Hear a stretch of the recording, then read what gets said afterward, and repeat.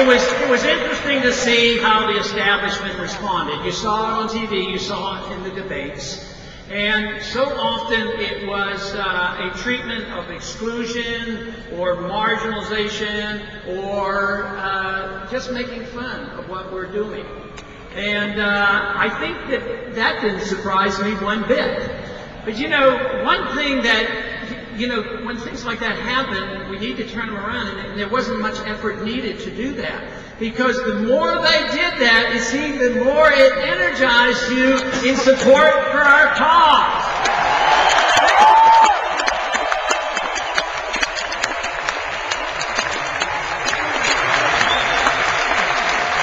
We have also noticed that those in the establishment aren't very anxious to welcome us in.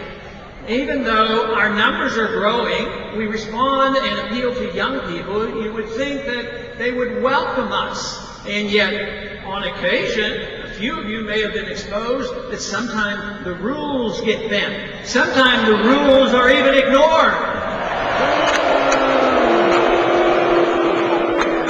But you know, in another sense, government power really wants to protect itself.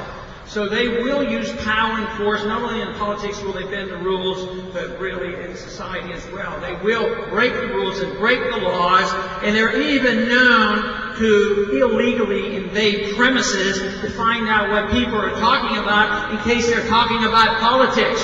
That is not very good.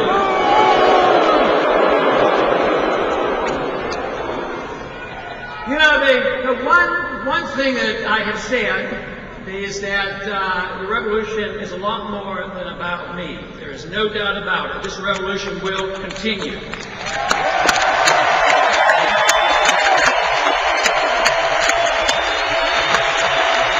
But I would like to think that the campaign and our efforts together have done a whole lot to speed up the revolution that was destined to come anyway.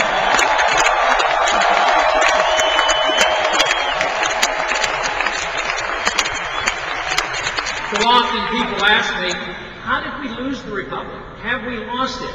Essentially we have. It may be hanging by a thread. That's why I claim that we have a sense of urgency here. We don't have decades and decades. We have to do something rather quickly. But today we have to move rather quickly. But how did we lose it? And I think some of the things that happened in Washington symbolize this loss of the Republic.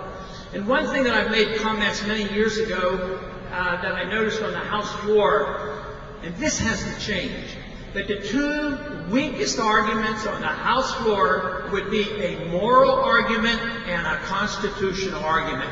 That we need to change.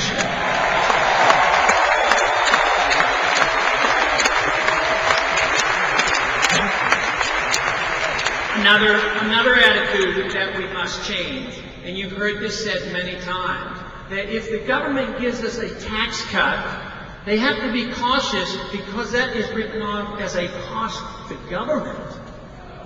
How could that be?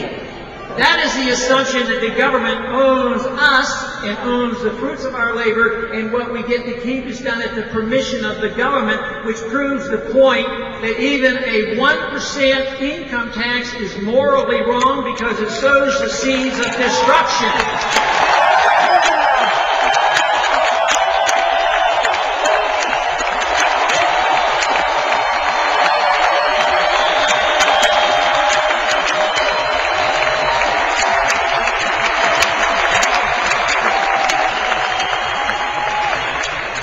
You know, the survival of the Republic was discussed at the time of the foundings, and the founding fathers came to the conclusion that we could have a republic, but the republic depended on a moral people. So we complain a lot about the government and all that is going on, and we blame this person or other person, but in a way, It is a reflection of the morality of the people. So in doing this, we have to understand the morality of the law and the morality of what we do. So if we are not a moral people, a perfect constitution cannot save us. We don't have a perfect constitution, but we have a real good one. But the fact that if we have people who ignore it, it won't serve our purpose. So you have to have a moral people and a system of government and moral politicians who represent us.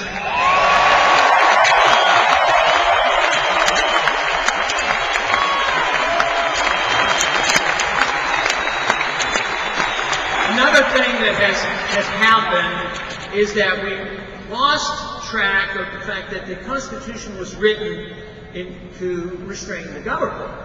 Now it's turned on its head. The Constitution or the government is there, they use it to restrain us.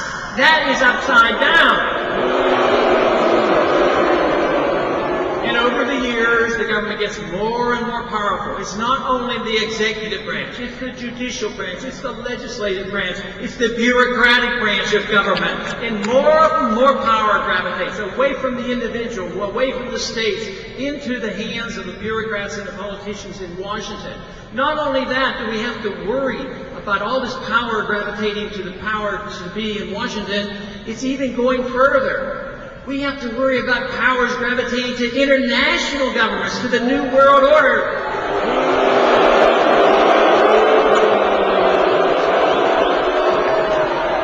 That of course, would have to be reversed as well. But another thing that happened over these many years that have allowed us to slip away from the Republic and the principles of liberty is we came as a nation to believe that a person's needs are essentially rights. If you need something or want something or demand something, that does not give you a right to it.